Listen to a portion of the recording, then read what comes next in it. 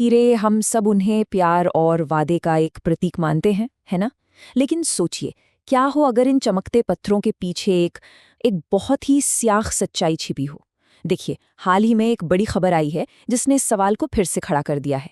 बात यह है कि 1 जनवरी 2026 से Bharat Kimberley process certification scheme, जिसे केपीसीएस भी कहते हैं, उसकी अध्यक्षता करने वाला है। अब ये वो संस्था है जो दुनिया के अरबों खरबों डॉलर के हीरे के कारोबार पर नजर रखती है।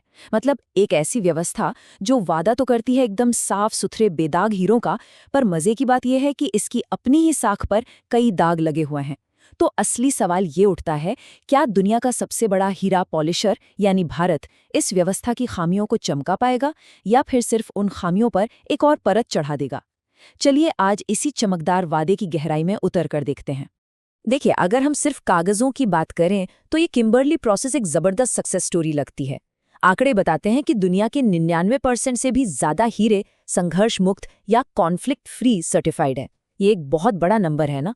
और ये नंबर इसलिए है ताकि हम सबको ये यकीन दिलाया जा सके कि जब हम कोई हीरा खरीदते हैं तो उसकी कीमत किसी के खून से नहीं चुकाई गई है। मतलब एक तरह से देखा जाए तो ये एक परफेक्ट स्कोर है। लेकिन सवाल यह है कि क्या यही पूरी कहानी है? क्या ये जो 99% का चमकदार आंकड़ा है, ये कहीं सिर्फ एक छलावा तो नहीं, एक ऐसा भ्रम जो इस इंडस्ट्री की गहरी दरारों को, उसकी असलियत को छुपाने के लिए बनाया गया है? और यकीन मानिए, यही वो सवाल है जो आज हमारी इस पूरी बातचीत के सेंटर में है। इस सवाल का जवाब ढूंढने के लिए हमें थोड़ा सा समय में पीछे जाना होगा। चलिए चलते हैं 1990 के दशक के अफ्रीका में।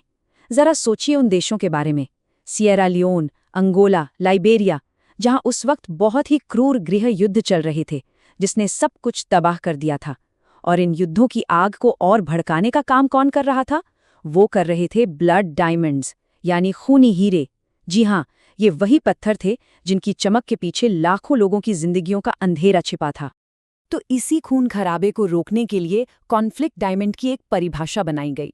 अब यहाँ जरा ध्यान दीजिएगा, ये परिभाषा सिर्फ उन्हीं हीरों के बारे में थी जिन्हें विद्रोही समूह यानी रेबल ग्रुप्स किसी सरकार के खिलाफ जंग लड़ने के लिए बेचते हैं। बस, ये एक बहुत ही सीमित परिभाषा थी। और यही सीमित परिभाषा, जो उस वक्त शायद एक समाधान की तरह लगी होगी, आगे चलकर इस पूरे सिस्टम की सबसे बड़ी कमजोरी, सबसे बड़ा नासूर बन गई। जब पूरी दुनिया में इस पर हल्ला मचा तो सारे देश एक साथ आए। साल 2000 में बातचीत शुरू हुई और 2003 तक ये किम्बरली प्रोसेस सर्टिफिकेशन स्कीम यानी केपीसीएस लागू भी हो गई।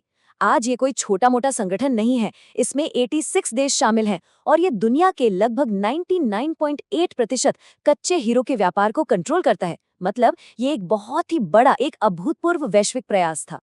मकसद बहुत नेक था, इसमें कोई शक नहीं। दुनिया के सामने एक सीधा सा चुनाव था, क्या ये हीरे समृद्धि का कारण बनेंगे या युद्ध का? क्या ये विकास का प्रतीक होंगे या विनाश का? ये एक बहुत ही खूबसूरत वादा था जो पूरी दुनिया से किया गया था। लेकिन सवाल आज भी वही है, क्या ये वादा कभी निभाया गया? और बस यहीं से इस खूबसूरत वादे की कहानी में दरारें पड़नी शुरू हो जाती हैं। ये जो 20 साल पुराना वादा था, वो 21वीं सदी की नई और पेचीदा सच्चाइयों से टकराकर अब बिखरने लगा है।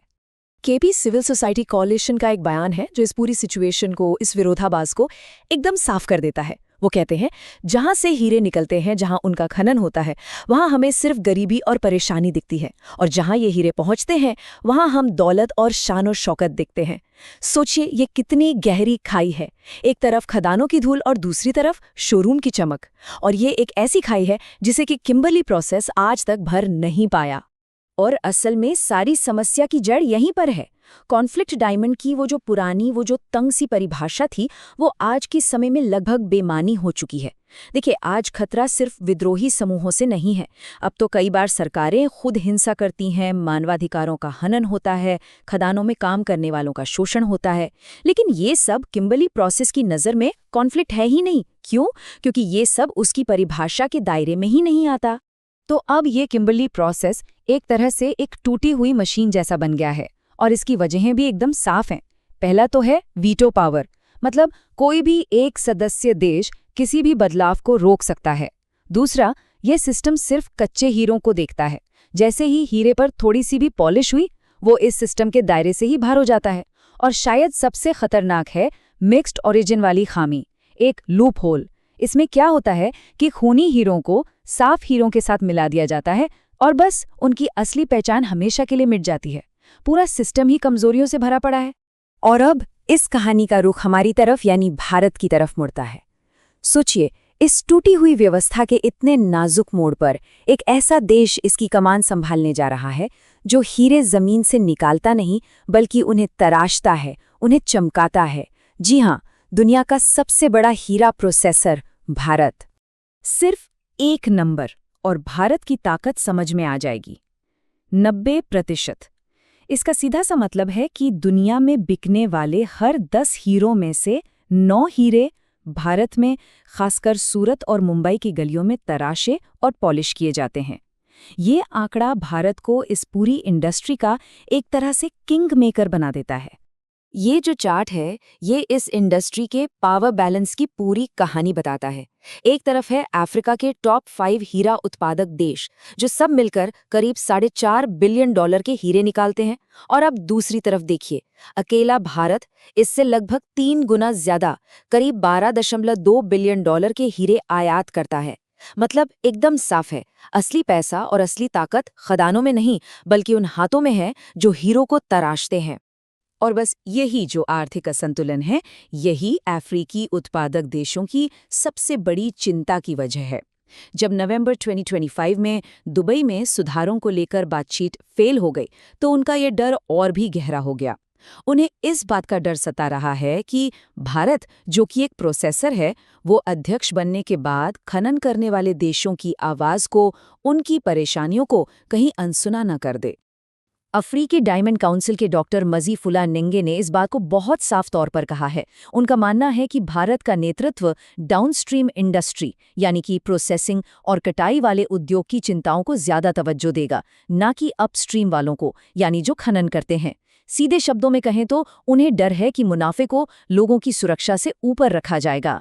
लेकिन ऐसा नहीं है कि भारत इन चिंताओं से अनजान है। और इन चिंताओं के जवाब में ही भारत ने एक बहुत ही महत्वाकांक्षी सुधारों का एजेंडा सामने रखा है। एक ऐसा एजेंडा जो किम्बरली प्रोसेस की इन्हीं गहरी समस्याओं पर सीधा वार करने का वादा करता है। भारत का प्लान असल में 4 बड़े कदमों पर टिका है। पहला कदम है टेक्नोलॉजी का इस्तेमाल, यानी ब्लॉकचेन जैसी तकनीक से हर हीरे का एक डिजिटल फिंगरप्रिंट तैयार करना, जो उसकी पूरी यात्रा को खदान से लेकर शोरूम तक ट्रैक कर सके। इससे मिलावट करना लगभग नामुमकिन हो जाएगा। दूसरा कदम है एजेंडे का विस्तार करना।